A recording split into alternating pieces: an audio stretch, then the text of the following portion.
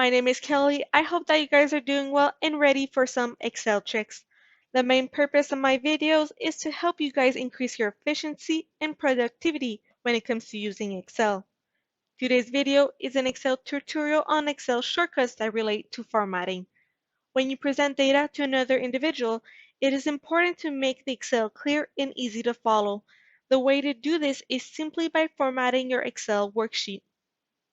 We will begin by looking at Excel shortcuts related to the formatting of textual and numerical values. One of the most useful formatting Excel shortcut is to bold your values. This will help to put more emphasis on some values and to ensure that they stand out. To bold a value, you simply have to select the desired cell and then do a Control B.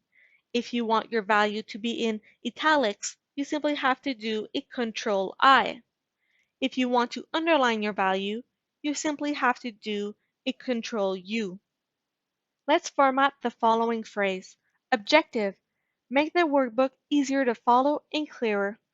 Here, nothing stands out, and the reader may not know where to focus his attention. I want the reader to understand that this phrase summarizes the objective.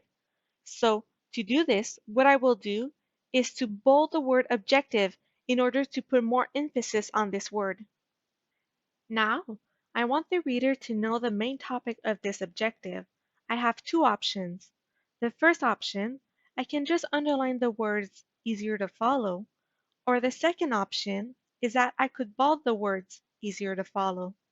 The issue with the second option is that there are several words that are bolded in black. I want the reader to quickly identify that these words are favorable. To do this, I could change the color from black to green. When you input a number, there is a general format that is automatically applied. This format may not be convenient depending on what you are doing. The longer way is to select the desired format in the Excel ribbon. The shorter way and the more efficient way is to use the Excel shortcuts. To show a numerical value with 2 decimal points, you simply have to do Control-Shift-1. To show a numerical value as a date, you simply have to do Control-Shift-3. To show a numerical value as a percentage, you simply have to do Control-Shift-5. To show a numerical value as either a currency or an accounting value, you simply have to do Control-Shift-4.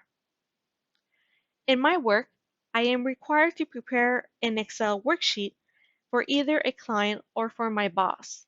To ensure that I keep a certain level of professionalism, I want to do a quick spell check before I send my work. Rereading everything would be time consuming.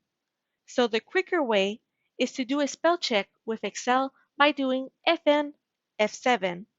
If you do not have Fn on your keyboard, simply do F7.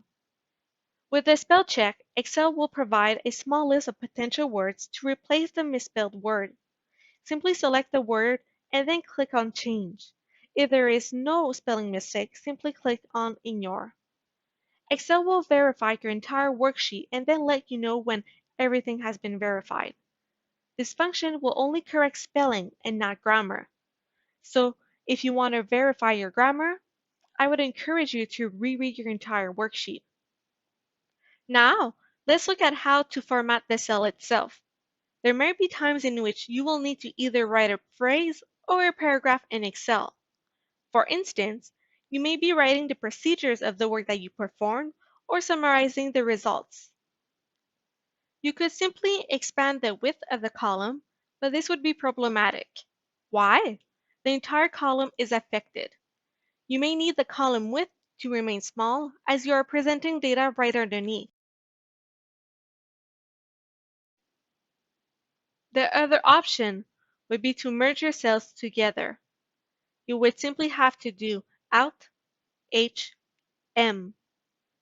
The issue here is that it might not entirely fix your format issue, as your text may be longer than the width of the merged cells. In this case, the entire text will not be shown. The solution is to wrap your text. This means that your text will be fully displayed without overflowing in the other cells. To wrap your text, you simply have to do Alt H W. Instead of skipping to a new row every time that you write a new paragraph or a phrase, you would have the option of doing this directly within the same cell as the other text. You simply have to click on the formula bar, then go to the end of your text, and then do Alt Enter. This will bring you to a new line within the same cell of the text that you wrote. After doing your calculations in preparing your worksheet, you may want the reader to quickly identify different sections in Excel. You can do this by adding a border. To add a thin outside border, you can do Ctrl-Shift-7. If you want to add another type of border, such as a top, bottom, right, or left border, or even have a thicker border, you simply have to do Alt-H-B and then choose the desired border.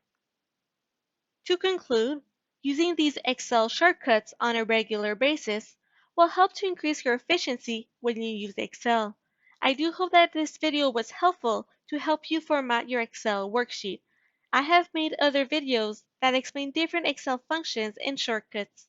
I do encourage you to view them, especially if you want to learn more about Excel.